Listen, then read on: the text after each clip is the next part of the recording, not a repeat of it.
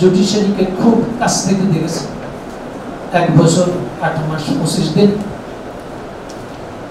আমার জুডিশিয়ারি সম্বন্ধে, এই রাষ্ট্র সম্বন্ধে, রাষ্ট্রের যে 3টি অর্গান, খুব অল্প সময়ের মধ্যে 1972 সালে আমরা একটি সংবিধান পেয়েছি, যেটাকে আমরা বলি আমাদের দেশের সুপ্রিম ল। আমাদের যে মেলা হয়েছে সেখানে 2টো পিটল স্টল আমরা করেছি জেলা জজ বাহাদুরের পরামর্শে।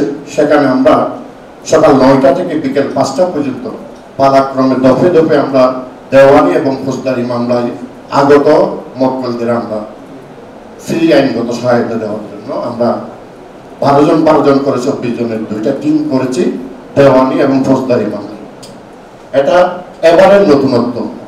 আরো কিছু নতুনত্ব আমরা এবারে এনেছি, সেটা হচ্ছে কক্সবাজারের বহুল প্রচারিত একটা দৈনিক পত্রিকা দৈনিক কক্সবাজার।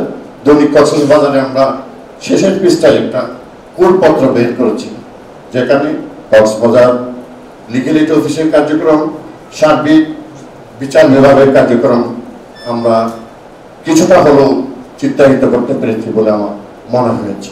অনুরোধ থাকবে, যদি সম্ভব হয় কক্সবাজার জুডিশিয়ারিটাকে 2 নম্বর থেকে 1 নম্বর উন্নীত করার জন্য মাননীয় প্রধান বিদায়ী প্রধান বিচারপতি জনাব আপনার কাছে আকুল আবেদন রেখে আমরা সবাই সম্মিলিতভাবে একটি কক্সবাজারে সুন্দর সাবলীল বিচার ব্যবস্থা গড়ে তোলার দৃঢ় বক্তব্য ব্যক্ত করে আমি আমার বক্তব্য শেষ করছি।